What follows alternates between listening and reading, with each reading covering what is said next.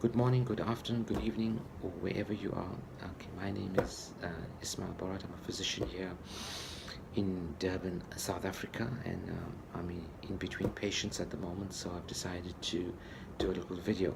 I've been going through the group comments, and something that was quite interesting that struck me is a question I want to ask you. How many of you, growing up as a child, had a relative or sibling or parent that didn't speak well, was disfluent? I'm sure a vast majority of you, if you think back, may have had that. The problem is, as a child, when you're growing up, we learn by observation, right? We copy, we see, we watch what other people are doing.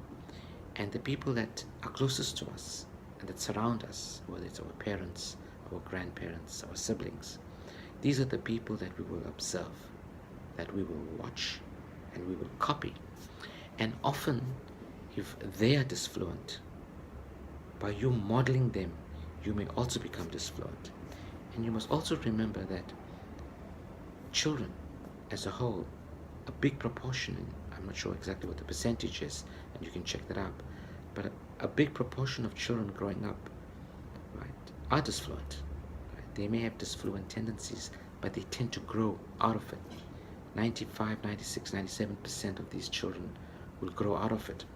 But if you have this disfluency as a child and you are compounding that by having a relative that's also disfluent, and then you sit and you observe this relative being disfluent, then there's a good chance that you're going to be disfluent.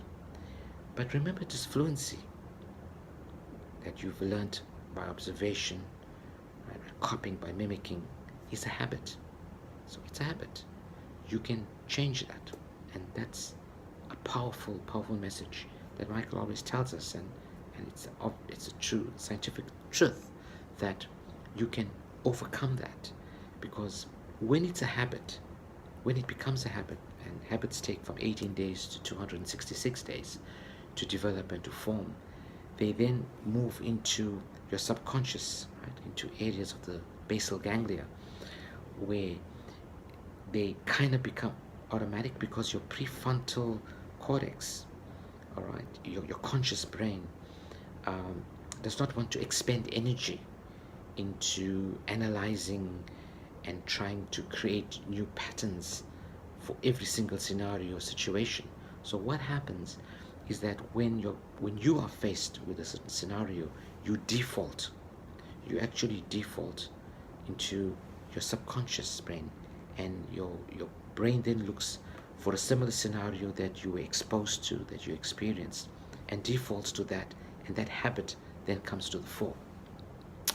So what you have to do, and this is what the Pro 90D system is all about, and Michael teaches this um, fantastically well, is that you need to look at your subconscious. You need to separate yourself from your subconscious mind and say, wait, this is a habit, right?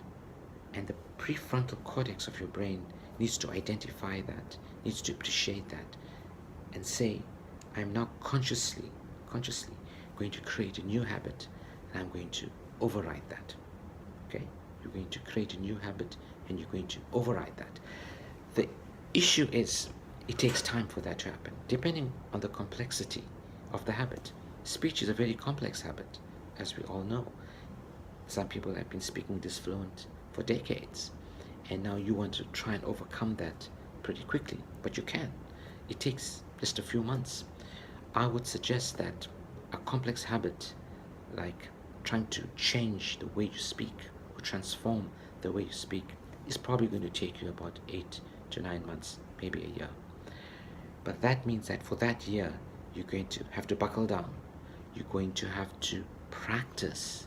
You're going to have to listen to all the audios, listen to all the videos, do the free flow speaking exercise, the modeling, the formal practice, the informal practice, for you to achieve some sort of success. And remember, what you are aiming for is long-term success. Look, if you start the program and you're doing bits here and there, you are going to improve. There's no doubt about that. But that is due to the placebo effect. I think Michael has spoken about the placebo effect. So the placebo effect, well, it's not a bad effect. It's actually a good effect. It can give you momentum, but the placebo effect is linked to chemical changes in your brain. For example, when we do clinical trials, for the first few months, we have to disregard the effects of those drug trials, because a lot of patients, when you give them a sugar pill, for example, and you tell them this pill is going to improve your symptoms, it actually does that, but it's not long lasting, right? So therefore, you got to disregard the first few months of your trial until the placebo effect wears off, and then see whether that drug that you are using really has a scientific benefit. So that's really important. So it's similar with speaking. Speaking has the same issue. So you may initially have a placebo effect, but you can use that placebo effect to create that momentum for you to institute long-standing change and long-term change, because that's what you want. And long-term change comes from developing new neural pathways and new neural networks, because the brain is neuroplastic, right? We know that now. And for you to institute long-term change, it cannot be chemically based, right? It cannot be chemically based.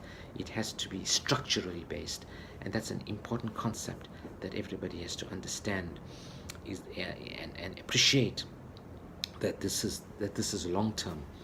But I think why I'm doing this video is that I just want you to appreciate that speaking is a habit, like you develop any other habit, and it's important for you to have the confidence that you are going to improve your speech, is to appreciate that you can change that habit, you can transform that habit into what you want this new habit to be. It's like learning a new language. But the important factor, the important point is that it takes effort. It takes effort. You've got to buckle down, and you've got to do the work, and you've got to have accountability. And it never ends, right? If you've done the work for 8 or 9 months and then you just leave it, there is a possibility that even if you developed structural changes, that you may regress a little bit, because your old style of speaking is still there. It hasn't gone away, but you've always got to maintain. You always have to maintain your new style of speaking.